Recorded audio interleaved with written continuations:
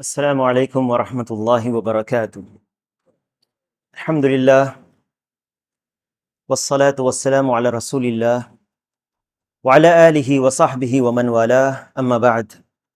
کتاب التوحید الذی هو حق اللہ علی العبید کا درس جاری ہے، اور جس شرح سے ہم لوگ پڑھ رہے ہیں وہ ہے الملخص فی شرح کتاب التوحید، جو شیخ صالح الفوزان حفظہ اللہ کی شرح ہے، اور جس باب میں ہم لوگ پہنچے تھے وہ ہے باب الدعاء الی شہادت ان لا الہ الا اللہ، لا الہ الا اللہ کی طرف بلانے کی، یعنی اس کی طرف دعوت دینے کے بیان میں۔ اور پچھلے درس میں اس کی جو پہلی آیت ہے اس کے تعلق سے شیخ کا اس پر جو اس کی شرح ہے وہ بیان ہو چکی، اور یہ ہے اللہ کا یہ فرمان: قل هذه سبیلی ادعو الی اللہ علی بصیرۃ انا ومن اتبعنی وسبحان اللہ وما انا من المشرکین۔ اگلی حدیث ہے اس باب میں، عن ابن عباس رضی اللہ عنہما ان رسول اللہ صلی اللہ علیہ وسلم لما بعث معاذا الى اليمن قال له انك تأتي قوما من اهل الكتاب فليكن اول ما تدعوهم اليه شهادة ان لا اله الا الله، وفي رواية الى ان يوحدوا الله، فانهم اطاعوك لذلك فعلمهم ان الله افترض عليهم 5 صلوات في كل يوم وليلة، فإنهم أطاعوك لذلك فأعلمهم أن الله افترض عليهم صدقة تؤخذ من أغنيائهم فترد على فقرائهم، فإنهم أطاعوك لذلك فإياك وكرائم أموالهم واتقي دعوة المظلوم فإنه ليس بينها وبين الله حجاب، أخرجاه۔ یہ جو دوسری حدیث ہے اس باب میں، اس کے پہلے یہ بیان ہو چکا کہ جب انسان کلمہ توحید کی اہمیت، اس کی فضیلت جان لیتا ہے، اور کیسے توحید کو مکمل کیا جاتا ہے، اور اس کے مخالف جو چیزیں وہ کتنی خطرناک ہے، جو شرک ہے، تو وہ اب دوسروں کو اس خیر کو پہنچانے کے لیے اور شرک سے روکنے کے لیے اس کی طرف دعوت دے گا، اور یہ ہے دعوت دینا کس طرف؟ لا الہ الا اللہ کی طرف دعوت دینا۔ اور یہ بیان ہو چکا تھا پچھلے درس میں کہ لا الہ الا اللہ کی دعوت یہ اللہ کی طرف دعوت ہے، اللہ کی عبادت کی طرف یہ دعوت ہے۔ اللہ کی طرف دعوت دینے میں لا الہ الا اللہ کی طرف دعوت یا دین اسلام کی طرف دعوت دینا شامل ہے، جبکہ اس میں اخلاص ہو اللہ کے لیے۔ اور اس کے تعلق سے پچھلے درس میں بیان ہوا تھا کہ ہمارا کیا یا رسول اللہ صلی اللہ علیہ وسلم اور رسول کے متبعین کا کیا طریقہ ہے اس باب میں۔ اگلی جو حدیث بیان کرتے ہیں ابن عباس رضی اللہ عنہما سے ہے، انہوں نے کہا ان رسول اللہ صلی اللہ علیہ وسلم لما بعث معاذا الى اليمن، رسول اللہ صلی اللہ علیہ وسلم نے جب معاذ کو یمن کی طرف بھیجا، معاذ سے مراد معاذ بن جبل رضی اللہ عنہ ہے، جو جلیل القدر صحابی تھے، معاذ بن جبل، اور یہ فقیہ صحابہ میں سے تھے۔ صحابہ میں حلال اور حرام کو سب سے زیادہ جاننے والے معاذ بن جبل رضی اللہ عنہ تھے، اسی لیے ان کا لقب امام الفقہاء۔ تو اللہ کے رسول صلی اللہ علیہ وسلم جب بھیجا معاذ بن جبل کو، غور کریں نبی صلی اللہ علیہ وسلم نے ایک صحابی کو بھیجا، معاذ بن جبل کو، جو صحابہ کے بیچ میں معروف تھے کہ وہ حلال اور حرام کو زیادہ جاننے والے ہیں، یعنی عالم صحابی کو بھیجا، علم والے صحابی کو بھیجا۔ لما بعث معاذا الى اليمن، جب یمن کی طرف بھیجا، قال له، ان سے کہا، کس نے کہا؟ نبی صلی اللہ علیہ وسلم نے معاذ بن جبل سے کہا، انك تأتی قوما من اہل الکتاب، تم اس قوم کی طرف جا رہے ہو جو اہل کتاب ہیں۔ اہل کتاب سے مراد یہود نصارہ، یہود یعنی نصارہ، اور یمن میں یہود بھی تھے اور نصارہ بھی تھے۔ نصارہ نجران وغیرہ کے علاقے میں، اور وہ بھی یمنی کا علاقہ تھا پہلے۔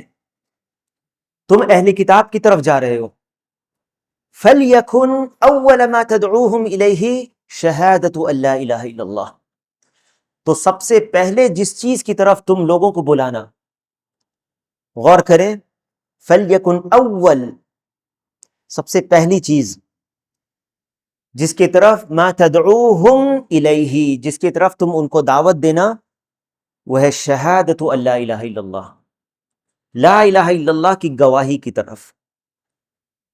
لا الہ الا اللہ کی گواہی کا کیا معنی ہے؟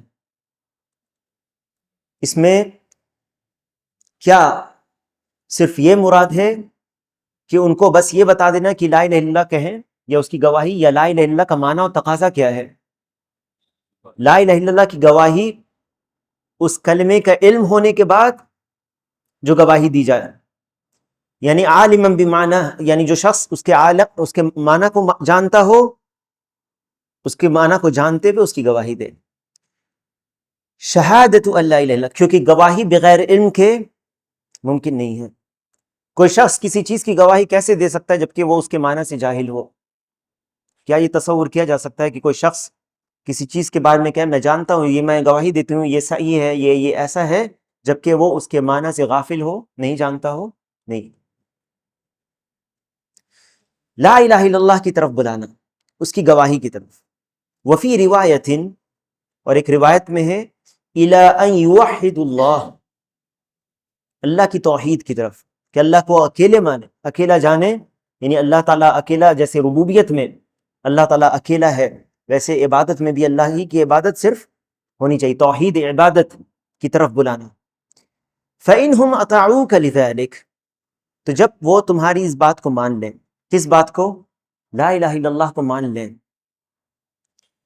فَأَعْلِمْهُمْ، تم انہیں یہ بتانا، اس چیز کی تعلیم دینا، اسے بتانا، ان اللہ افترض علیہم 5 صلوات فی کل یوم ولیلہ، کہ اللہ تعالیٰ نے ان کے اوپر فرض کی ہیں 5 نمازیں دن اور رات میں۔ فَإِنْهُمْ أَطَاعُوكَ لِذَلِكَ، پھر اگر وہ تمہاری اطاعت کر لیں اس میں، یعنی لا الہ الا اللہ کی گواہی دیں، نماز پڑھنے لگے، اگر تمہاری اطاعت کرنے لگیں، فَأَعْلِمْهُمْ، تو انہیں یہ تعلیم دینا، ان اللہ افترض علیہم صدقۃ، کہ اللہ تعالیٰ نے ان کے اوپر صدقہ، جب عام طور پر اطلاق ہے صدقہ قرآن و سنت میں مطلقاً جب ذکر ہو صدقہ سے، اس سے مراد زکوٰۃ بھی ہوتی ہے، زکوٰۃ، جیسے اللہ کا فرمان ہے خذ من اموالہم صدقۃ تطہرہم وتزکیہم بہا، اور اللہ کا فرمان ہے انما الصدقات للفقراء والمساکین والعاملین علیہا والمؤلفۃ قلوبہم وفی الرقاب الی آخر الآیہ، پوری آیت۔ یہاں پر صدقہ سے مراد کیا ہے؟ زکوٰۃ۔ تو صدقہ جب عام طور پر بیان ہو مطلق تو اس سے مراد زکوٰۃ بھی ہوتی، یہاں پر اس سے مراد زکوٰۃ ہے۔ دیکھو اللہ تعالیٰ نے زکوٰۃ نہ فرض کیا ہے، باقی تو نفلی صدقات ہوتے ہیں، نفلی صدقات کا باب وسیع ہے، کھلا ہوا ہے، آپ جب چاہیں جتنا چاہیں صدقہ کریں۔ یہاں پر کہا ان اللہ افترض علیہم، کہ اللہ نے فرض کیا ہے ان کے اوپر صدقۃً، زکوٰۃ کو فرض کیا ہے، تؤخذ من اغنیائہم، جو لیا جائے گا ان کے مالداروں سے، جو لیا جائے گا ان کے مالداروں سے، فترد علی فقرائہم، اور اسے ان کے فقراء میں لوٹا دیا جائے گا، یعنی خرچ کر دیا جائے گا۔ اس پر غور کریں، تؤخذ من اغنیائہم، ان کے مالداروں سے لیا جائے گا، یعنی جب وہ مسلمان ہو چکے ہیں، مسلمانوں سے زکوٰۃ لیا جائے گا، فترد علی فقرائہم، ضمیر لوٹ رہا ہے انہی کی طرف، یعنی زکوٰۃ کا جو مال ہے وہ خرچ کس پہ کیا جائے گا؟ مسلمان فقراء پر، فقراء پر۔ فَإِنْهُمْ أَطَاعُوكَ لِذَلِكَ، اگر تمہاری اطاعت کر لیں، بات مان لیں اس میں، فَإِيَّاكَ وَكَرَائِمَ أَمْوَالِهِمْ، تو ان کے بہترین مال سے بچنا۔ بہترین جو قسم کا مال ہے، جب زکوٰۃ لینے والے جو جاتے ہیں، جس کو محصل کہتے ہیں یا زکوٰۃ کلیکٹر کہتے ہیں، زکوٰۃ کا مال 2 قسم کا ہوتا ہے، ایک ظاہری ایک باطنی۔ ظاہری مال جو ظاہر ہوتا ہے، جیسے کھیت ہے، کسی کا اناج ہے، یا مویشی جانور ہیں، اس پر بھی زکوٰۃ ہے، مویشی جانور، اونٹ، گائے، بھیڑ، بکری، یا جو پیداوار ہے، بہت بڑا کھیت ہے، بہت زیادہ پیداوار ہوئی جو نصاب تک پہنچ جائے، تو یہ ظاہر مال ہے۔ یہ یا کھجور کے باغ ہیں اس کے، تو کھجور پر زکوٰۃ ہے۔ یہ ظاہری ہے جو زکوٰۃ کے محصل ہوتے ہیں، جو کلیکٹر ہوتے ہیں، حکومت کی طرف سے بھیجے جاتے ہیں، وہ ان ظاہری مال کو دیکھ کر وہ زکوٰۃ لیتے ہیں حکومت کی طرف سے، حکومت جو مسلمان حکومت ہے۔ لیکن ان کے جو باطنی مال ہے، آپ کا بینک بیلنس کتنا ہے، یہ آپ کے اوپر ہے، آپ کی بیوی کے گہنے کتنے ہیں، وہ آپ کے اوپر ہے۔ تو جب تم جاؤ ایسے مال کو لینے میں، یعنی جو ظاہری مال ہو، تو بہترین ان کے مال سے بچنا، یعنی کہ جانوروں میں مان لو کسی کی 500 بھیڑ اور بکری ہیں، تو بہترین اس میں سے جو ہے وہ مت لو، درمیانہ لو، یہ کہنے کا معنی ہے۔ فَإِيَّاكَ وَكَرَائِمَ أَمْوَالِهِمْ وَاتَّقِي دَعْوَةَ الْمَظْلُومِ، اور مظلوم کی بد دعا سے بچو۔ فَإِنَّهُ لَيْسَ بَيْنَهَا وَبَيْنَ اللَّهِ حِجَابٌ، کیونکہ اس بد دعا اور اللہ کے بیچ میں کوئی حجاب نہیں، کوئی آڑ نہیں ہے، یعنی یہ اس کی بد دعا قبول ہو جاتی ہے۔ اخرجاہ یعنی اخرجہ البخاری و مسلم، اسے بخاری اور مسلم نے روایت کیا ہے۔ اس حدیث پر جب غور کریں تو نبی علیہ الصلاۃ والسلام نے صحابی کو تعلیم دی کہ کس طرح سے تم جو جا رہے ہو جس قوم کی طرف، تو یاد رکھیں دعوت میں کچھ چیزیں جو بنیادی چیزیں ہیں، ایک تو پچھلے آیت سے پتہ چلا اخلاص ہونا چاہیے اللہ کے لیے، دوسری چیز کہ منہج نبوی پر دعوت ہونی چاہیے، قل هذه سبیلی ادعو الی اللہ علی بصیرۃ، علم کے روشنی میں ہونا چاہیے، انا ومن اتبعنی، میں یعنی محمد صلی اللہ علیہ وسلم اور جو میری اتباع کرتے ہیں، یعنی جو رسول اللہ صلی اللہ علیہ وسلم کی منہج پر، طریقے پر دعوت دیتے ہیں، وہ نبوی طریقے کو کا اتباع کرتے ہیں۔ دعوت میں بھی سنت ہوتی ہے اور بدعت ہوتی ہے، کیونکہ دعوت عبادت ہے، اور دعوت میں بھی ریاکاری ہو سکتی ہے اگر وہ اللہ کے لیے نہیں، غیر اللہ کے دکھاوے کے لیے ہو سکتی ہے کہ نہیں ریاکاری اس میں، اور اسی طرح سے بدعی دعوت بھی ہو سکتی ہے، یعنی وہ نبوی طریقے پر نہیں ہے۔ مثال کے طور پر وہ دعوت کہ آپ دیکھ رہے ہیں کہ شرک ہے لیکن آپ اخلاق کی طرف بلا رہے ہیں، یہ نبوی طریقے پر دعوت نہیں ہے۔ شرک جب ہے تو سب سے پہلے کس چیز کی طرف دعوت دیں گے؟ دیکھو اللہ کے نبی صلی اللہ علیہ وسلم نے کن کی طرف بھیجا؟ اہل کتاب کی طرف، جن کی طرف کتابیں پہلے تورات اور انجیل کا نزول ہو چکا تھا، ان کے یہاں بھی لا الہ الا اللہ کا معنی موجود تھا، گرچہ وہ عمل نہیں کر رہے تھے اس پر، تو سب سے پہلے اس کی طرف دعوت دینے کے لیے کہا۔ اس سے پتہ چلتا ہے کہ بعض لوگ جو اہل کتاب تھے ان کی نسبت کتاب کی طرف کیوں کی گئی؟ کیونکہ ان کے پاس علم تھا کتاب کا۔ الذین آتیناہم الکتاب یعرفونہ کما یعرفون ابناءہم، اللہ نے ان کو کتاب دی تھی، وہ جانتے تھے بہت ساری چیزیں، یہ الگ بات ہے کہ عمل نہیں کرتے تھے، جیسے یہود علم ہونے کے باوجود اس پر عمل نہیں کیا انہوں نے، اور نصارہ بغیر علم کے عمل کیا۔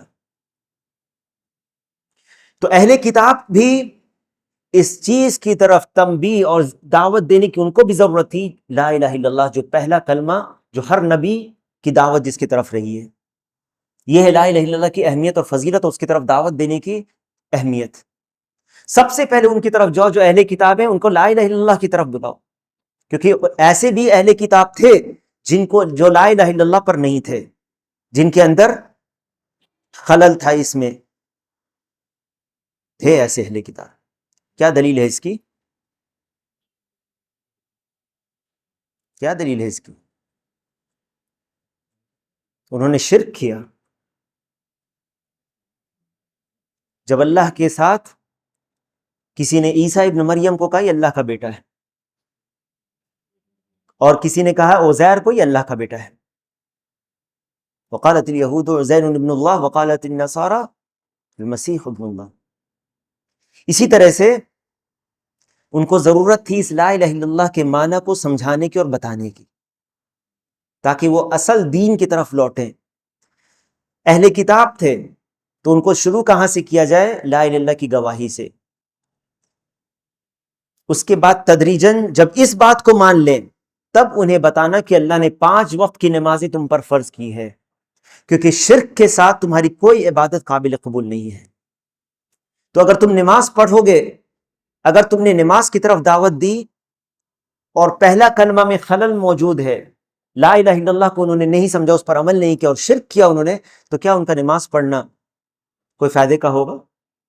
کوئی فائدہ نہیں ہوگا۔ وَلَوْ أَشْرَكُوا لَحَبِطَ عَنْهُمْ مَا كَانُوا يَعْمَلُونَ۔ اسی لیے شرک کے ساتھ کوئی عبادت قابل قبول نہیں ہے۔ اور دو اساسی اور بنیادی چیزوں میں جو اسلام جس کا تقاضا سب سے پہلے مسلمان کو پورا کرنا ہے، وہ ایک یہ الاخلاص للمعبود، معبود کے لیے اخلاص، عبادت میں صرف اللہ کی عبادت کیا جائے، صرف اسی کے رضا، اسی کے چہرے کے لیے، والمتابعۃ للرسول، رسول کی اتباع میں۔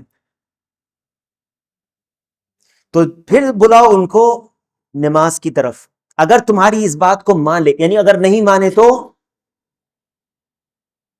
اگر نہیں مانے تو نہیں، ابھی اسی کی دعوت جاری رکھو۔ فَإِنْهُمْ أَطَاعُوكَ لِذَلِكَ، کیونکہ فا حرف عطف ہے ترتیب کے لیے، فَإِن اگر، تو پھر اس کو اگر مان، اچھا شیخ کہتے ہیں اس میں شرح میں، بعث معاذا وجہہ وارسلہ، معاذ بن جبل رضی اللہ عنہ کو بھیجا یمن کی طرف، الى الیمن، الى الاقلیم المعروف جنوب الجزیرۃ العربیہ، داعیا الى اللہ ووالیا وقاضیا، وذلك فی سنۃ 10 من الہجرہ، یہ 10ویں ہجری میں ہوا، یعنی وہ معروف جگہ ہے یمن جو جزیرۃ العرب کے جنوب میں ہے۔ معلوم ہے یمن ابھی ملک ہے، لیکن قرآن و سنت میں جب یمن اور شام کا ذکر آئے تو آج کا جو خریطہ ہے، آج کا جو میپ ہے، وہاں تک محدود مت سمجھیے۔ آج کا جو یمن اور شام ہے وہ بہت محدود ہے، جیسے شام ہے تو اس میں آج کا لبنان، اردن، فلسطین اور شام، سیریا، یہ سب شامل ہے۔ اور جب یمن کا حصہ کہا جائے تو یہ نجران اور یمن جو ابھی یمن ہے، اس کے آس پاس کے نجران وغیرہ کا علاقہ بھی اس میں شامل ہے۔ تو کب بھیجا نبی صلی اللہ علیہ وسلم نے معاذ بن جبل رضی اللہ عنہ کو؟ 10ویں ہجری میں، 10ویں سال، ہجرت کے 10ویں سال میں بھیجا۔ ایک فائدہ یہاں پہ یہ ملتا ہے کہ نبی صلی اللہ علیہ وسلم نے ایک عالم صحابی کو بھیجا جن کو علم دیا، اور ان کی خاص رہنمائی فرمائی، یہ کہتے ہوئے تم اہل کتاب کی طرف جا رہے ہو، تم ایسے دعوت دینا۔ تو داعی کو معلوم ہونا چاہیے جس چیز کی طرف وہ دعوت دے رہا ہے اور جس قوم کی طرف جا رہا ہے جو مدعو ہے، اس کے حالات کو بھی جاننا چاہیے، کیونکہ اللہ کے نبی صلی اللہ علیہ وسلم نے ان کے حالات کو بتایا کہ تم کن لوگوں کی طرف جا رہے ہیں۔ واضح ہے کہ نہیں ہے؟ تو داعی کو معلوم ہونا چاہیے کہ وہ دعوت کس چیز کی دے رہا ہے، پہلی بات، اور جو لوگ کی طرف بھیجے جا رہے ہیں وہ کیسے لوگ ہیں جن کو دعوت دینا ہے۔ اسی لیے دعوت میں کوئی ایسا طریقہ نہیں جیسے آج بعض لوگ کہتے ہیں میں داعی ہوں، اور میں نے پچھلے بھی درس میں یہ شد بتایا، میں داعی ہوں، میں عالم نہیں ہوں۔ دعوت دینے کے لیے عالم ہونا ضروری ہے اس چیز کا۔ یہ دعوت کس کا کام ہے؟ یہ انبیاء علیہم السلام اور ان کے ورثا۔ ورثا کون ہیں؟ وارث۔ اور کون ہیں انبیاء کے وارث؟ علماء۔ العلماء ورثۃ الانبیاء۔ اور ہر وہ شخص جو علم رکھتا ہے جس چیز کا، وہ پہنچا سکتا ہے اور دعوت میں وہ حصہ لے سکتا ہے، بلاغ پہنچانے تک، بلغوا عنی ولو آیہ تک، یا وہ رہنمائی کرتا ہے کسی کو، کسی اہل علم کی طرف، یا رہنمائی کرتا ہے کسی چیز کی طرف، یہ بھی دعوت میں حصہ لینا ہوا۔ اہل الکتاب کون ہیں؟ یہود ہیں اور نصارہ، لأنهم كانوا في اليمن اکثر من مشرک العرب اغلب، کیونکہ یمن میں زیادہ تھے مشرکین سے، یا زیادہ تھے ان سے۔ شہادہ يجوز فيها الرفع على انه اسم يكون مؤخرا واول خبرها مقدم، ويجوز العكس، یعنی شہادت یا فليكن اول ما تدعوهم اليه شہادت ان لا الہ الا اللہ، یا شہادت ان لا الہ الا اللہ، الرفع یعنی پیش کے ساتھ اس کو پڑھا جائے گا۔ روایت ای فی روایت اخرى فی صحیح البخاری، دوسری روایت میں ہے جو صحیح بخاری میں ہے۔ کون سی روایت ہے؟ کیا ہے اس میں؟ الی ان یوحد اللہ، کہ وہ اللہ کی توحید کو بیان کریں۔ فانہم اطاعوک لذلک، پھر تمہاری اس بات میں اطاعت کر لیں، یعنی کہ ای شہدوا وانقادوا لدعوتک وکفروا بما یعبد من دون اللہ، یعنی تمہاری اس بات کو مان لیں، لا الہ الا اللہ کی گواہی دے دیں۔ اور گواہی دینے کا کیا معنی ہے؟ ایک شخص اذان میں کیا گواہی نہیں دیتا اشہد ان لا الہ الا اللہ؟ کیا تشہد میں نماز پڑھنے والا اشہد ان لا الہ الا اللہ کہتا ہے کہ نہیں؟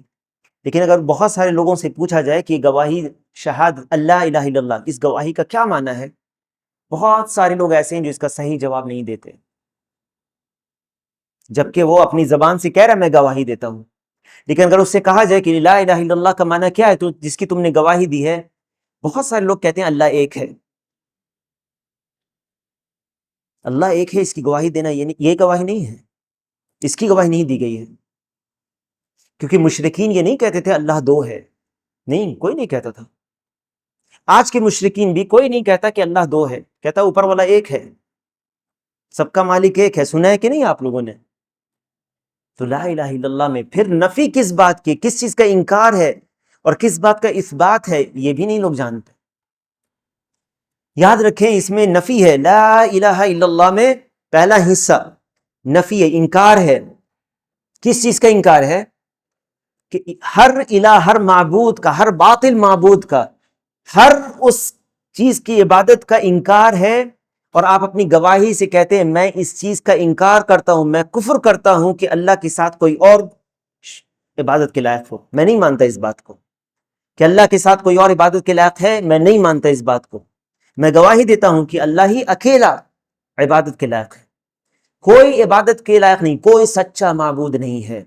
معبود کہتے ہیں جس کی عبادت کی جائے، جس کے آگے لوگ جھکتے ہیں، دعا کرتے ہیں، عبادت کرتے ہیں، کوئی بھی عبادت ہے، کوئی اس کے لائق نہیں کہ اس کی عبادت کی جائے، نہ کسی کا سجدہ جائز ہے، نہ کسی سے دعا جائز ہے، نہ کسی سے استغاثہ جائز ہے، نہ کسی کے سے نظر اور نیاز جائز ہے، نہ کسی کے لیے ذبح جائز ہے سوائے اللہ کے۔ تو میری نماز، میری ذبح، میری قربانی، میرا جینا مرنا، آپ پڑھتے نا ان صلاتی و نسکی و محیای و مماتی للہ رب العالمین، کوئی اس لائق نہیں کہ ایک سجدہ بھی کسی کو کیا جائے سوائے اللہ کے۔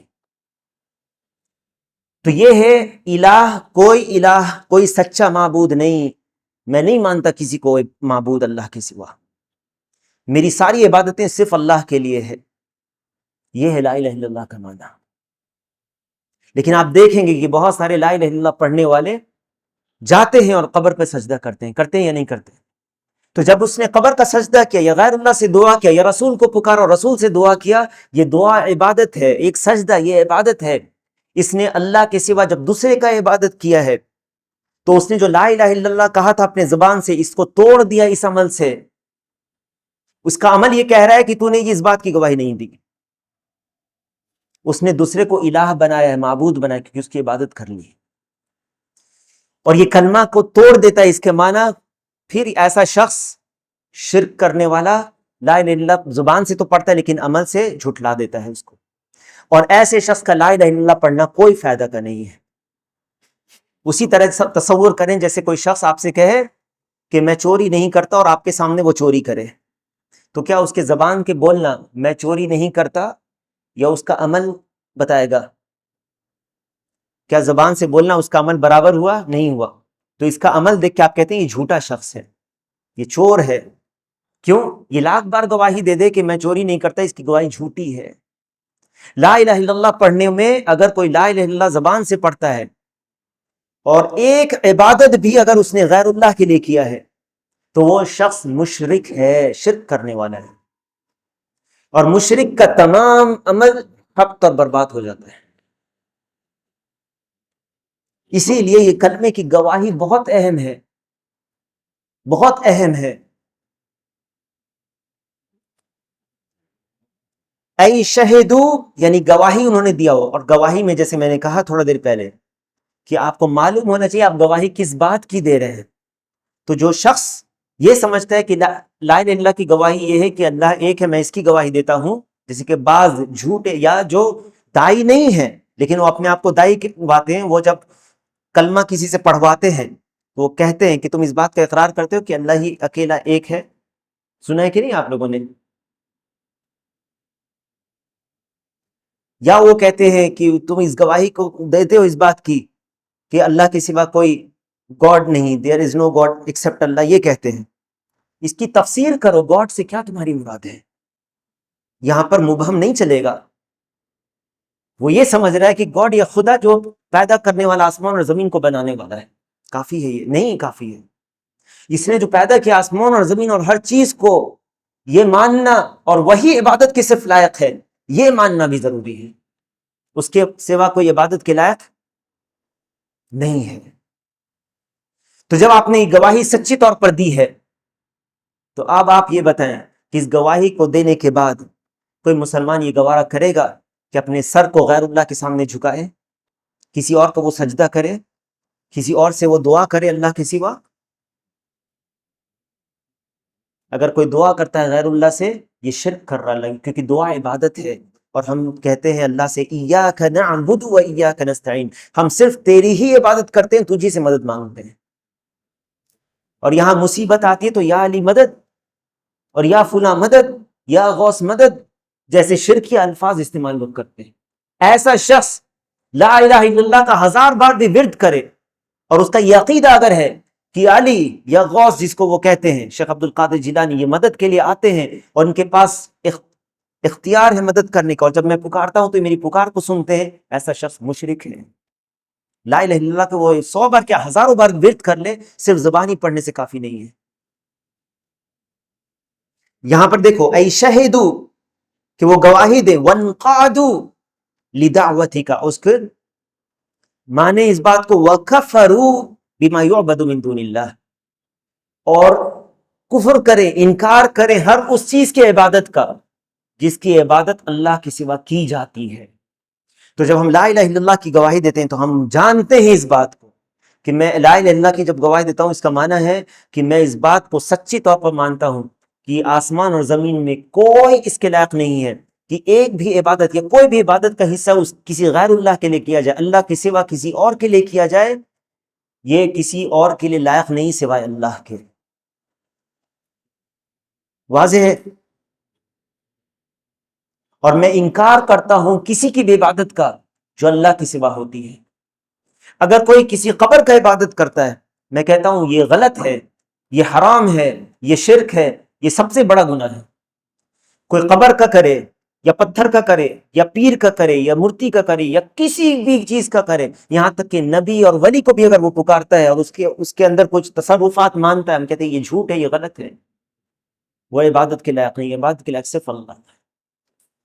ایک سجدہ بھی اللہ کے سوا کسی اور کے لیے لائق نہیں ہے. دعا میں اللہ کے سوا کسی اور سے دعا جائز نہیں ہے. فریاد اللہ کے سوا کسی اور سے نہیں کی جاتی. یہ لا الہ الا اللہ کا معنی.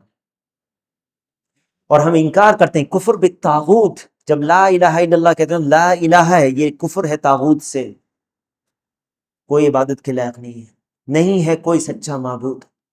جن کی بھی عبادت ہوتی ہے اللہ کے سوا وہ باطل معبود ہیں. اور یہ یاد رکھیں، خبردار خبردار، کہ کسی شخص کو تم یہ کہو، جو دوست تم کو بولتا ہو کہ چلو آج ہم لوگ فلاں جگہ چلتے ہیں اور فلاں جگہ بھی جا کر کے دیکھتے ہیں، جہاں پر یا وہ ایسے الفاظ بیان کرے یا وہ عبادت بیان کرے جو غیر اللہ کی بات کرتا ہو، اور تم خبردار کہ اس سے یہ کہو کہ سب اپنی اپنی جگہ ٹھیک ہے.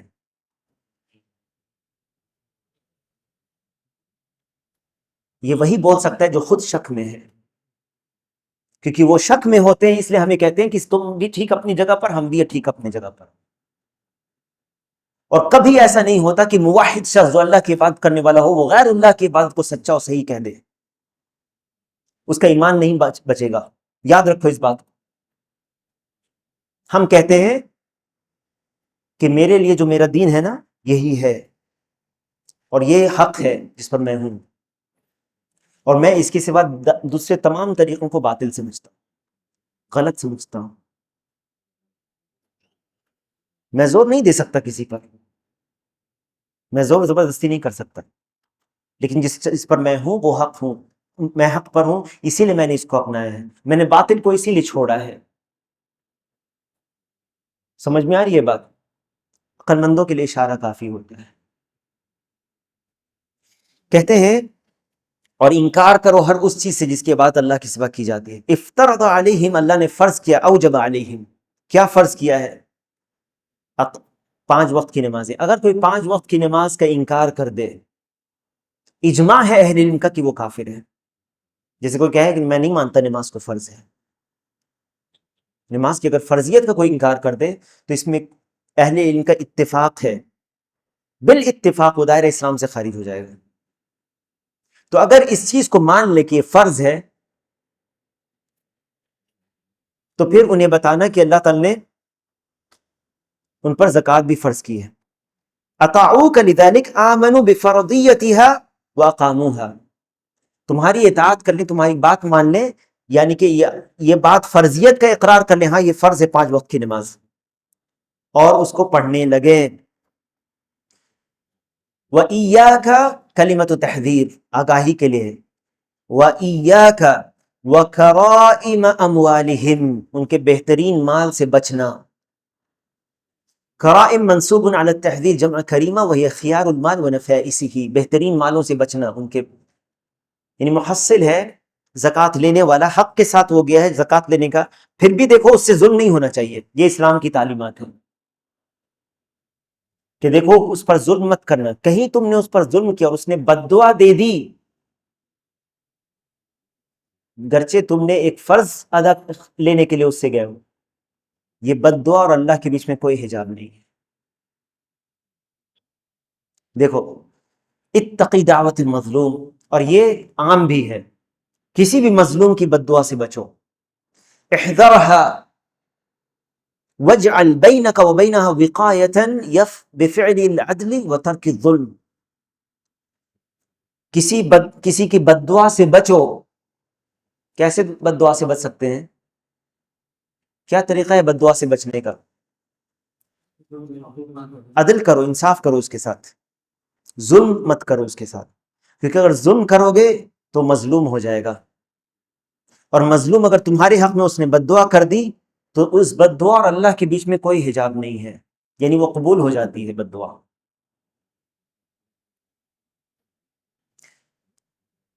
فَإِنَّهُ أي الحال والشأن ليس بينها وبين الله حجاب أي لا تحجب عن الله بل ترفع إليه فيقبل، یعنی یہ بد دعا اوپر اٹھتی ہے اور اللہ تعالیٰ قبول کر لیتا ہے، کوئی حجاب نہیں ہے، اللہ کے اس کے بیچ میں کوئی رکاوٹ نہیں ہوتی۔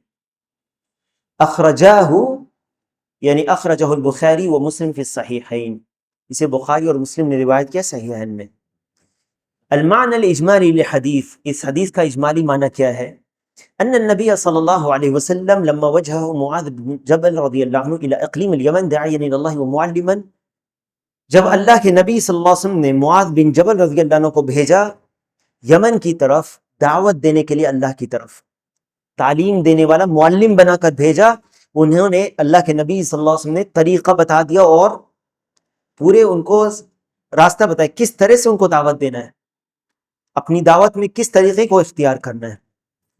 فبین لہ انہ سیواجہ قوما اہل علم وجدل، یہ بیان کر دیا کہ تم جا رہے ہو ایسے قوم کے پاس جس کے پاس علم ہے، دیکھ لو اہل کتاب ہیں، پہلی کتاب کا علم ہے، بحث کر سکتے ہیں تم سے۔ یہاں پر ایک نقطہ جو اہم ہے وہ سمجھ لے کہ دعوت کے لیے علم ہونا ضروری ہے۔ اگر کوئی شخص دعوت دینا چاہتا ہے تو اسے سب سے پہلے علم حاصل کرنا ہوگا۔ یہ مت کہیں جیسے آج کل فیشن لوگوں نے بنا لیا ہے دعوت کو کہ میں عالم نہیں داعی ہوں۔ جب آپ اپنے آپ کو داعی کہتے ہیں اور جب آپ پسند کرتے ہیں کہ آپ کے نام کے آگے داعی لکھا رہے یا داعی اللہ لکھا رہے، یا آپ ایک طرح سے اپنا تزکیہ بیان کر رہے ہیں۔ تزکیہ سمجھتے ہو؟ اپنا تزکیہ تم بیان کر رہے ہو، کیا ضرورت ہے اس کو بیان کرنے کی؟ اسی طرح جیسے آج کل حج کر کے لوگ آتے ہیں تو الحاج لکھتے ہیں، تم کو کیا پتا کہ تمہارا حج قبول ہوا یا نہیں؟ اللہ سے ڈرو۔ داعی ہونے کے لیے علم ہونا ضروری ہے، اور اگر کوئی سمجھتا ہے کہ بغیر علم کے وہ دعوت دے گا تو یہ نبوی طریقہ نہیں ہے۔ اگر علم نہیں ہے تو لا محالہ جہالت سے وہ دعوت دے گا، اور اس سے جو نقصان ہوگا وہ نقصان اس سے زیادہ ہوگا کہ وہ خاموش رہتا. اس کا بولنا زیادہ نقصان دہ ہو جائے گا اس کے خاموش رہنے سے. سمجھ میں آ رہی ہے بات؟ اسی سرزمین گیا کی بات ہے، کچھ سال پہلے کسی شخص نے یہاں کیا تھا جس میں سارے لوگوں کو سرو دھرم سمیلن جو ہوتا ہے اس میں بلایا تھا. اس میں بھی ایک شخص گئے جن کو دائی لوگ کہتے ہیں، اور انہوں نے جو بیان کیا وہ اگر قرآن و سنت کی روشنی میں دیکھا جائے، انہوں نے اسلام ہی کو سناتن دھرم کر دیا اور سناتن دھرم کو اسلام کر دیا. ایسے دائیوں سے اللہ کی پناہ، کیونکہ ایک فیشن ہو گیا ہے اور یہ عبادت ہے. دعوت اللہ عبادت ہے. دعوت اللہ کے لیے ضروری نہیں کہ جب تک اسٹیج نہیں چمکایا جائے اور جب تک بینر نہیں لگایا جائے اور جب تک آپ کے نام کے آگے پیچھے 50 توغرے نہ لگا دیے جائے تب تک آپ دعوت نہیں دیں گے. آپ اپنے گھر سے بھی شروع کر سکتے ہیں. اگر آپ کے پاس کچھ ہے تو آپ اپنے جہاں پر آپ کے کہاں سے شروع کریں. اللہ نے جو اگر آپ کو علم دیا یا جو آپ جانتے ہیں یا نہیں جانتے، نہیں بیان کر سکتے، تو اہل علم کی طرف رہنمائی کریں. اہل علم کی کتابوں کو دیں، اہل علم کی آڈیوز کو دیں، ان کو سنائیں. یہ بھی دعوت میں حصہ لینا ہے. کہتے ہیں لیکون علی، تاکہ انسان تیار ہو مناظرہ کرنے کے لیے ان سے، جو اہل کتاب اگر وہ تیار ہو جاتے ہیں اور ان کے شبہات کو رد کرنے کے لیے تیار ہو جائے. ثم ليبدأ في دعوته بالأهم فالأهم فيدعو الناس إلى إصلاح العقيدة أولا لأنها الأساس. پھر سب سے اہم جو ہے وہ کیا جائے. ایک اور چیز ان لوگوں نے نکال لی ہے، پتہ نہیں کہاں سے یہ سب باتیں چلی آتی ہیں، کہ دعوت غیر مسلموں میں ہوتی ہے اور اصلاح مسلمانوں میں ہوتی ہے. سنا ہے کہ نہیں یہ سب؟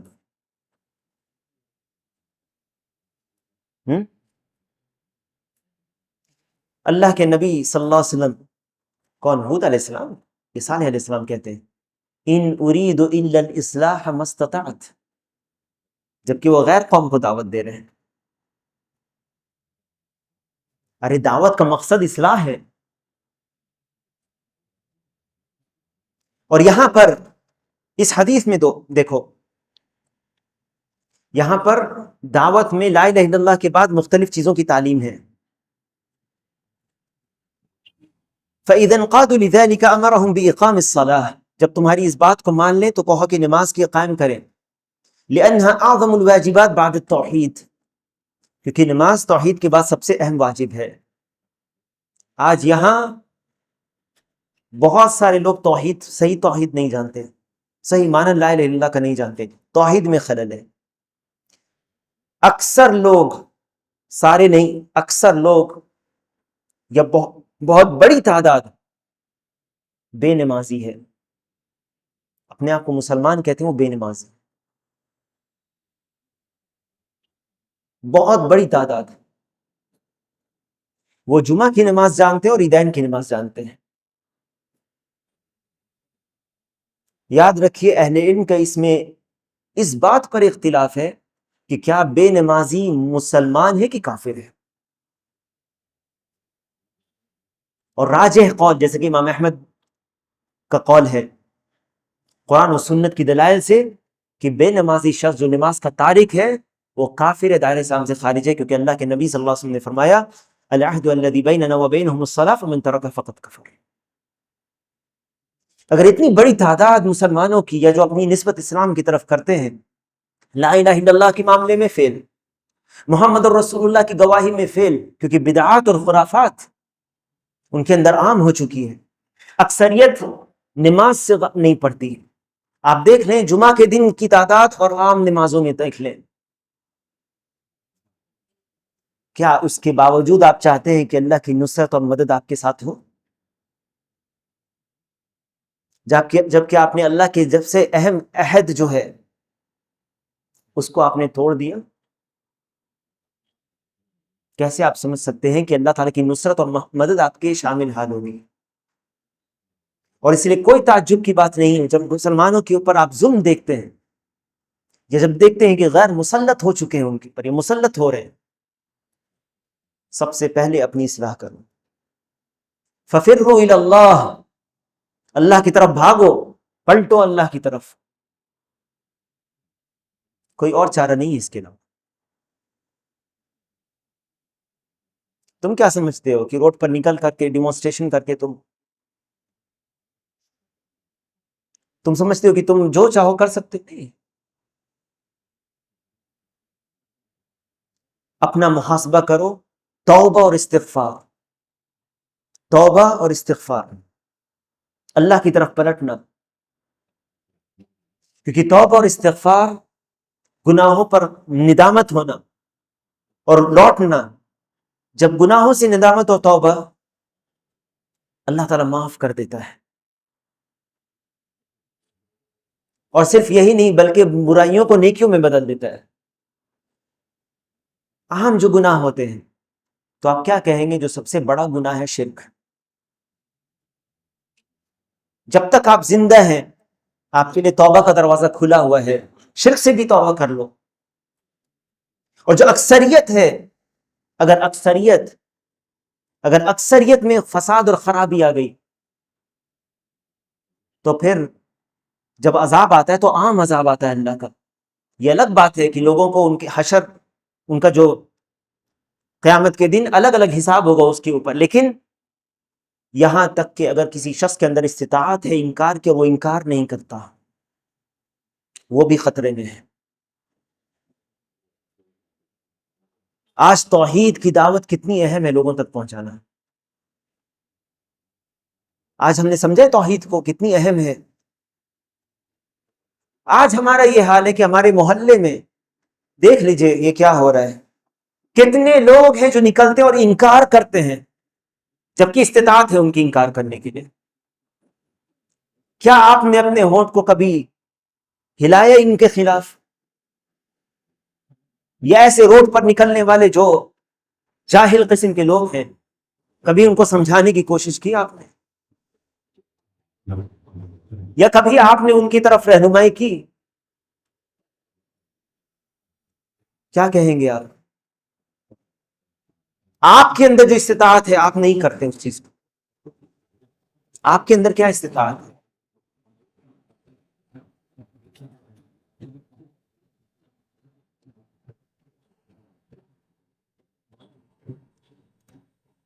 اس طرح کے حرکت کرنے والے، ان سے پوچھا جائے کیا یہ دین لے کر اللہ کے نبی صلی اللہ علیہ وسلم آئے تھے؟ کیا یہ لے کر آئے تھے؟ اور یاد رکھیں اس طرح کے لوگ جب آپ نظر آئے روڈ پر،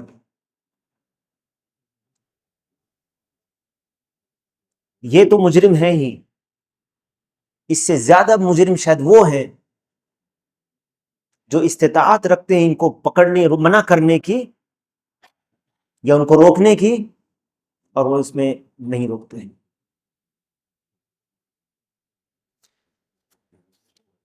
فَإِذَا أَقَامُوهَا أَمَرَ أَغْنِيَائِهِمْ بِدَفْعِ زَكَاةِ أَمْوَالِهِمْ إِلَى فُقَرَائِهِمْ مُسَاوَاةً لَهُمْ وَشُكْرًا لِلَّهِ. جب یہ اس کو قائم کر لیں توحید کے بعد صلاح کو، پھر زکوٰۃ کو حکم دیں ان کو، اغنیاء کو جو مالدار ہیں زکوٰۃ کے مال نکالو اور ان کے فقراء میں، تاکہ ان کے لیے مواسات ہو، ان کے لیے کچھ ہو، اور اللہ کا شکر ادا کرو تم جو اللہ نے تمہیں مال دیا ہے اور تمہیں برتری دی ہے ان پر کہ تم ان کے اوپر مال اپنا خرچ کرتے ہو یا نکالتے ہو جو اللہ نے فرض کیا ہے. یہ تم ان کے اوپر احسان نہیں بلکہ اللہ کے شکر کے طور پر نکالو کیونکہ اللہ نے یہ فرض کیا ہے. یہ مت سمجھو کہ تم نے زکوٰۃ میں سے کسی فقیر کو اگر دیا ہے تم نے بڑا احسان کر دیا اس پر.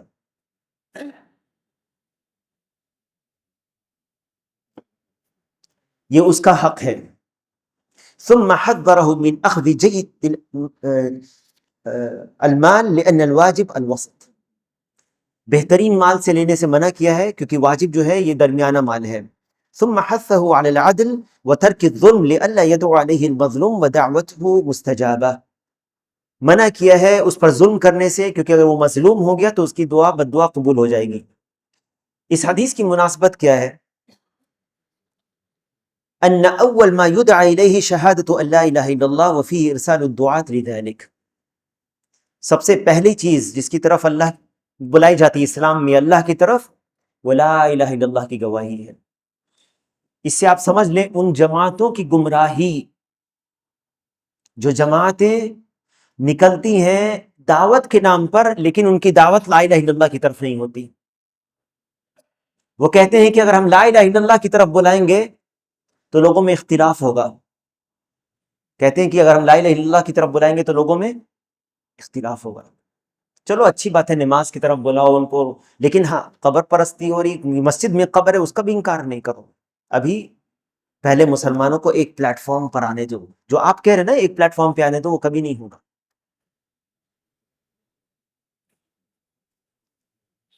آپ تو یہ سمجھتے ہیں کہ ہم اپنی طور پر حکمت کو لگاتے ہیں، کیونکہ آپ کی حکمت کوئی حکمت نہیں ہے، اللہ کے نبی صلی اللہ علیہ وسلم نے جو بتایا وہ حکمت ہے۔ اس میں نبی صلی اللہ علیہ وسلم نے سب سے پہلے کس چیز کی دعوت دی؟ کیا لا الہ الا اللہ کی دعوت سے لوگ جمع ہوئے یا بکھرنے لگے؟ لوگ آپس میں جڑنے لگے یا متنفر ہونے لگے، بھاگنے لگے اور بھٹنے لگے؟ کیا ہوا؟ لوگ کیا اس دعوت کو قبول کرنے لگے یا روکنے بھی لگے؟ دونوں ہوا، لیکن کیا لوگوں اس سے متنفر ہوئے کہ نہیں؟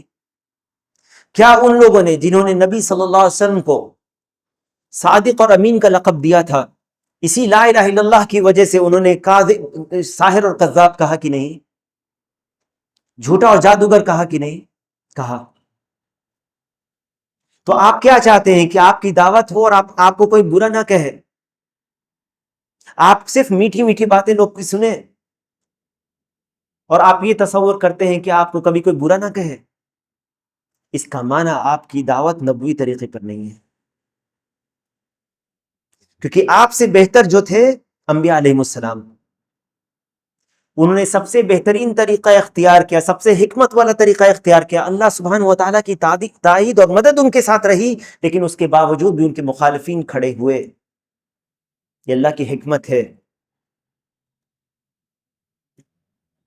تو اگر آپ یہ سمجھتے ہیں کہ آپ لا الہ الا اللہ کی گواہی کی طرف دعوت دیں گے اور لوگ آپ سے متنفر نہ ہوں، لوگ آپ کے خلاف کچھ نہ بولیں، آپ جو ہے لوگوں کی بری بات نہ سن، آپ کو کوئی برا نہ کہے، آپ جس کو کہتے ہیں گڈ بکس میں رہنا لوگوں کے، بس لوگ آپ کی تعریف ہی تعریف کرتے رہیں، آپ کی دعوت میں خلل ہے۔ پھر آپ کی دعوت اللہ کے نہیں، کیونکہ آپ اپنے لیے دعوت دے رہے ہیں، اور دعوت کے لیے اہم بنیادی چیز ہے الی اللہ، قل ھذہ سبیلی ادعو الی اللہ علی بصیرۃ۔ اسی لیے اہل علم کہتے ہیں کہ اگر جو یہ سمجھتا ہے کہ وہ دعوت دے گا اور لوگ اس کی مخالفت نہ کریں، لوگ اگر مخالفت نہ کریں اس کی، تو پھر وہ آرام سے گھر میں بیٹھے۔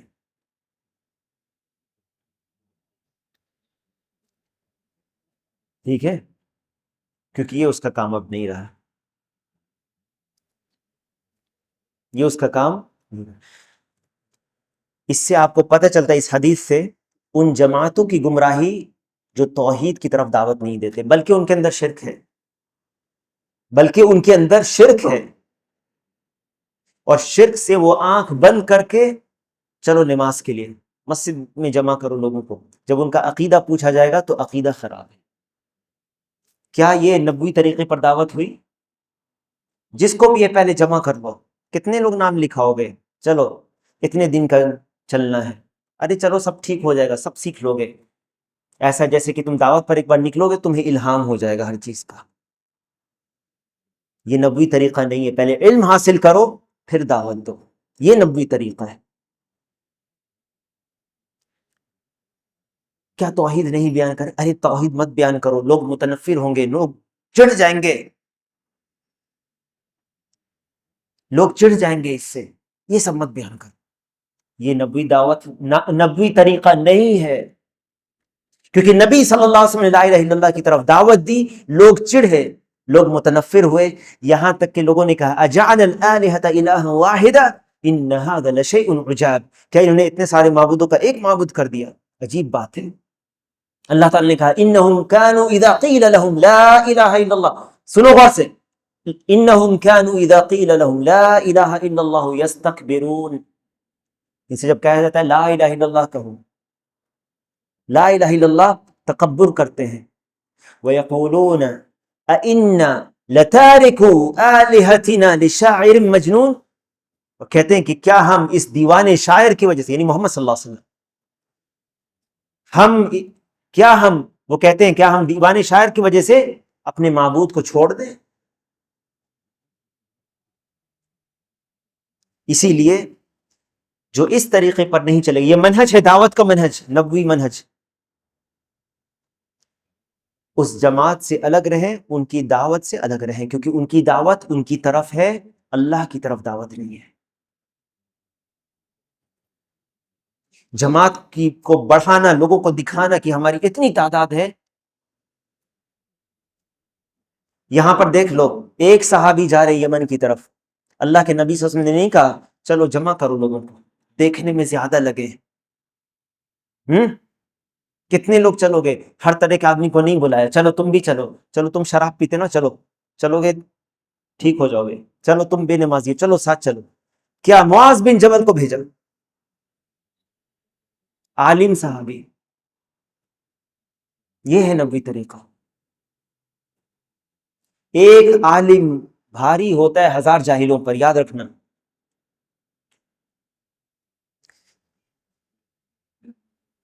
ٹھیک ہے، کہتے ہیں کہ ما یستفاد من الحدیث مشروعیت ارسال الدعاة الی اللہ، کہتے ہیں کہ سب سے پہلے لا الہ الا اللہ کی گواہی کی طرف بلایا جائے، اور دعات کو بھیجنا، یہ دعات کو بھیجنا کس کا کام ہے؟ حکمران کا، ولی الامر کا، یہ دعات کو منظم کرتے ہیں، ان کو تعلیم دیتے ہیں۔ تو علماء اور دعات کو بھیجنا، ان شہادت ان لا الہ الا اللہ اول واجب وہی اول ما یدعى الیہ الناس، پہلا واجب ہے جس کی طرف لوگوں کو بلایا جائے۔ ان معنی شہادت ان لا الہ الا اللہ توحید اللہ بالعبادہ، لا الہ الا اللہ کا معنی اللہ کی عبادت کی طرف بلانا، اکیلا اللہ عبادت کے لائق ہے، وترک عبادت ما سواہ، اللہ کے سوا غیروں کی عبادت کو چھوڑ دینا۔ چوتھی چیز انہ لا یحکم باسلام کافر الا بالنطق بالشہادتین، کافر کے اسلام کا اس وقت تک، اس کے اسلام کو نہ مانا جائے جب تک وہ کلمہ کی گواہی نہ دے دے۔ کیسے پتہ چلا؟ الی ان یوحد اللہ، یا اول ما تدعوہم الیہ شہادت ان لا الہ الا اللہ، فانہما دعوک لذلک، یعنی جب وہ تمہاری اطاعت کر لیں اس میں۔ ان الانسان قد يكون قارئا وهو لا يعرف معنى لا الہ الا اللہ او يعرف ولا يعمل به كحال اہل الكتاب، کیا اہل کتاب اپنی کتابوں میں لا الہ الا اللہ نہیں جانتے تھے؟ جانتے تھے لیکن عمل نہیں کرتے تھے اس کے مطابق۔ پڑھنے والا کوئی ضروری نہیں کہ عمل کرنے والا بھی ہو۔ چھٹی بات السادس ان مخاطبۃ العالم لیست کمخاطبۃ الجاہل انک تأتی قوما اہل الکتاب، عالم سے خطاب کرنا ویسا نہیں ہونا چاہیے جیسے ایک جاہل سے ہونا چاہیے۔ کیسے پتہ چلا؟ کیونکہ اللہ کے نبی صلی اللہ علیہ وسلم نے کہا معاذ بن جبل کو تم جا رہے ہو اہل کتاب کی طرف، جن کو کتاب کا علم ہے۔ السابع التنبيه على أنه ينبغي للإنسان خصوصا الداعية أن يكون على بصيرة من دينه ليتخلص من الشبهات المشبهين وذلك بطلب العلم، اس بات پر تنبیہ کہ مسلمان انسان کو چاہیے، خاص کر کے داعی ہیں، کہ وہ بصیرت سے اپنے دین پر چلنے والا ہو، بصیرت یعنی علم اور برہان سے، روشنی سے، تاکہ شبہات جو لوگوں کی طرف سے آتے ہیں اس کا وہ رد کر سکے۔ اور یہ کیسے ہوتا ہے؟ وَذَلِكَ بِطَلَبِ الْعِلْمِ، علم حاصل کر کے، سمجھ رہے ہیں؟ الثامن ان الصلاة اعظم الواجبات بعد الشہادتین، شہادتین کی بات، شہادتین کس کو کہتے ہیں؟ شہادتین کس کو کہتے ہیں؟ شہادہ گواہی کو کہتے ہیں۔ ہم لوگ لا الہ الا اللہ محمد رسول اللہ کی گواہی دیتے ہیں نا، یہ دو گواہی، اشہد ان لا الہ الا اللہ پہلی گواہی، اشہد ان محمد رسول، یہ دونوں شہادتین کا، دو شہادتیں اس کو کہتے ہیں شہادتین۔ النص تو شہادتین کے بعد سب سے عظیم چیز کیا ہے؟ واجب صلاح. التاسع ان الزکاة اوجب الارکان بعد الصلاح، زکوٰۃ صلاح کے بعد سب سے واجب ہے. العاشر بیان مصرف من مصارف الزکاة وهم الفقراء وجواز الاقتصار علیہ. اللہ کے نبی صلی اللہ علیہ وسلم نے کہا زکوٰۃ کے بارے میں تؤخذ من اغنیائہم، ان کے مالداروں سے لیا جائے، فترد علی فقرائہم، اور ان کے فقراء میں لوٹا دیا جائے. فقراء کا ذکر ہے یہاں پر، اور اللہ تعالیٰ کا فرمان ہے انما الصدقات للفقراء والمساکین والعاملین علیہا والمؤلفۃ قلوبہم وفی الرقاب والغارمین وفی سبیل اللہ وابن السبیل فریضۃ من اللہ. یہ 8 مصارف ہے زکوٰۃ کے، اس کے علاوہ زکوٰۃ ادا نہیں ہوگا. اس میں سے سب سے پہلے اللہ نے ذکر کیا انما الصدقات للفقراء، فقیروں کے لیے. اس حدیث میں ہے تؤخذ من اغنیائہم فترد علی فقرائہم، ان کے فقیروں میں خرچ کر دیا جائے. اس سے پتہ یہ چلا کہ زکوٰۃ 8 مصارف میں صرف کرنا ضروری نہیں ہے، کسی ایک میں بھی کر دیا جائے تو ہو جائے گا. دیکھا کہاں سے لیا حدیث سے؟ ٹھیک ہے. اس حدیث سے اہل علم نے یہ بھی کیا ہے فائدہ، فترد علی فقرائہم، یعنی زکوٰۃ جہاں سے لیا جائے وہیں کے فقیر میں خرچ کر دیا جائے، جہاں کے مال ہے وہی. یہ جائز ہے کہ دوسری جگہ منتقل کر دیا جائے، لیکن پہلے جو وہاں پر ہے ان کا حق پہلے. ٹھیک ہے.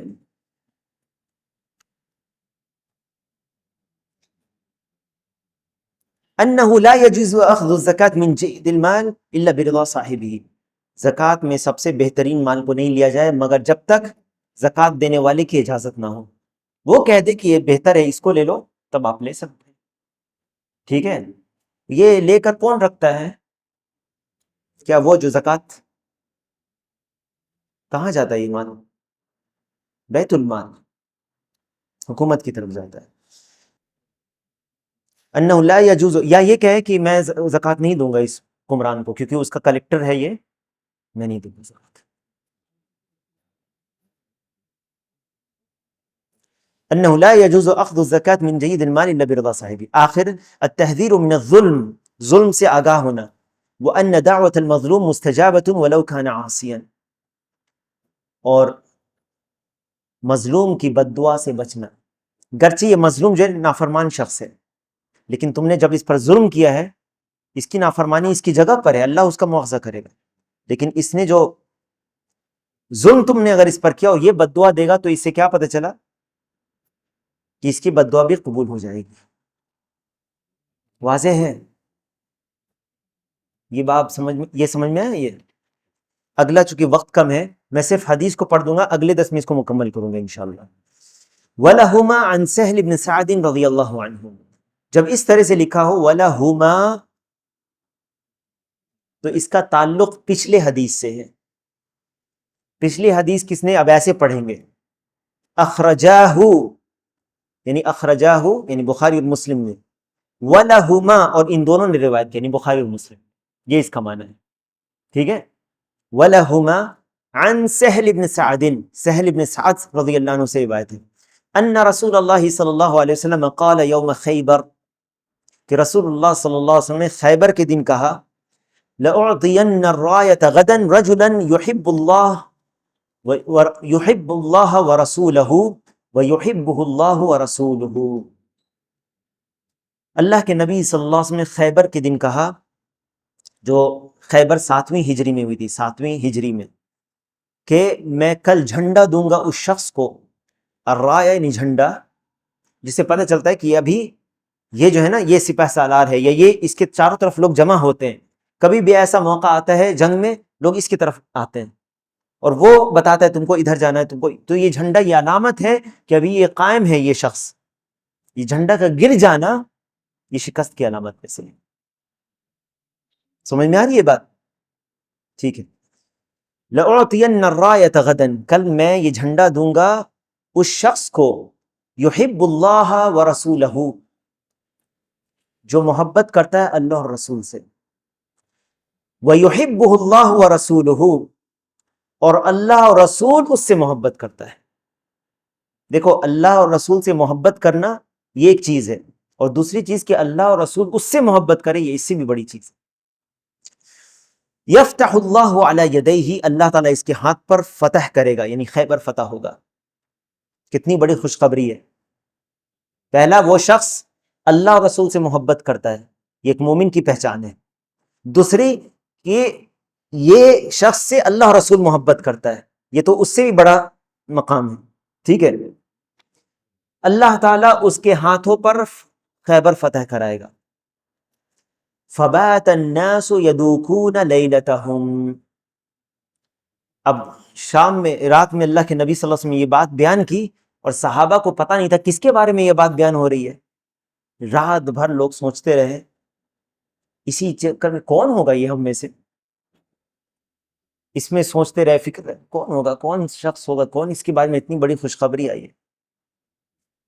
یغدوکون یخوضون، اس معاملے میں آپس میں بحث تلاش کرتے رہے، سوچتے رہے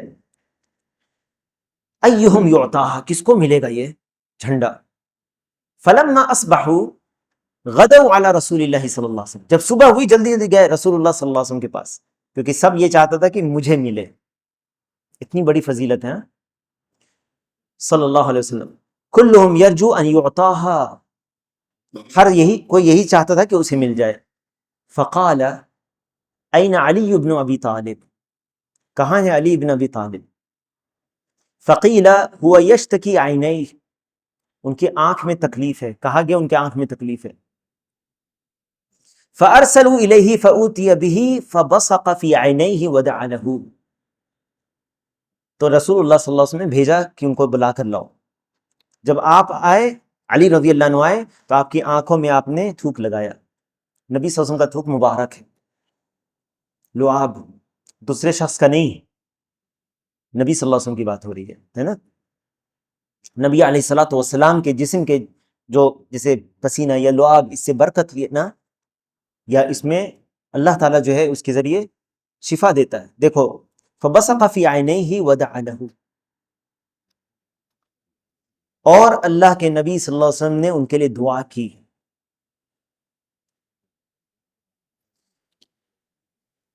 ٹھیک ہے. فبرأ کأن لم یکن بہ وجع، وہ اچھے ہو گئے ایسا جیسے کہ ان کو کوئی تکلیف نہیں تھی آنکھ. فأعطاہ الرایۃ، تو نبی صلی اللہ علیہ وسلم نے انہیں جھنڈا دیا. وقال انفذ علی رسلک، آہستگی سے چلو، آہستگی سے، آرام سے چلو، آرام سے جاؤ. حتی تنزل بساحتہم، یہاں تک کہ جب ان کے میدان میں اترو. جب میدان میں اترو تو کیا کرو، غور سے سنو. ثم دعوہم الی الاسلام، پھر انہیں اسلام کی طرف بلاؤ. اسلام کی طرف بلانا، اللہ کی طرف بلانا ہے، کیونکہ اسلام کا سب سے پہلا کلمہ کیا ہے؟ لا الہ الا اللہ، اللہ کی عبادت کی طرف. وَأَخْبِرْهُمْ بِمَا يَجِبُ عَلَيْهِمْ مِنْ حَقِّ اللَّهِ تَعَالَى فِيهِ، اور انہیں اس بات کی خبر دو کہ ان پر کیا واجب ہے اللہ کے حق میں سے، یعنی اللہ کی عبادت کرنا، اور بھی جو چیزیں جیسے صلاح ہے، زکوٰۃ ہے، یہ ساری چیز، سیام وغیرہ. فواللہ، تو اللہ کی قسم، لَأَنْ يَهْدِيَ اللَّهُ بِكَ رَجُلًا وَاحِدًا، اللہ اگر تیرے ذریعے ایک شخص کو ہدایت دے دے، تیرے ذریعے ایک شخص کو اللہ تعالیٰ اگر ہدایت دے دے، خَيْرٌ لَكَ مِنْ حُمْرِ النَّعَمِ، وہ تمہارے لیے سرخ اونٹوں سے بہتر ہے. سرخ اونٹ بہت ہی مہنگا قسم کا اونٹ ہوتا تھا، قیمتی اونٹ. شیخ کہتے ہیں یدوکون ای یخوضون، اس معاملے میں بات کرنا صحابہ جو کر رہے تھے. یہ جو حدیث ہے یہ اس باب میں آخری حدیث ہے. اگلے درس میں اس میں جو فوائد ہیں اور اس پورے باب کے جو مسائل ہیں اس کو پڑھ کے ہم لوگ اگلے درس میں بڑھیں گے. جو لا الہ الا اللہ کی تفسیر ہے، اس حدیث میں اللہ کے نبی صلی اللہ علیہ وسلم نے خیبر کے دن، خیبر کے بارے میں یہ کہا کہ میں کل اس شخص کو یہ جھنڈا دوں گا. اس میں فضیلت ہے علی بن ابی طالب رضی اللہ عنہ کی، کہ وہ اللہ سے محبت کرتے اللہ اور رسول سے، اور اللہ اور رسول ان سے محبت کرتا ہے۔ رات بھر لوگوں کا سوچنا اس بات کو، صحابہ کی حرص ہے اس میں، صحابہ یہ خیر چاہتے تھے کہ ان کو ملے، جو آگے آئے اور جو پیچھے رہے اس سے، یعنی علی بن ابی طالب رضی اللہ عنہ، جن کے آنکھ میں تکلیف تھی، جو پیچھے رہ گئے تھے ابھی آئے نہیں تھے، ان کو یہ چیز ملی، یہ فضیلت، ٹھیک ہے۔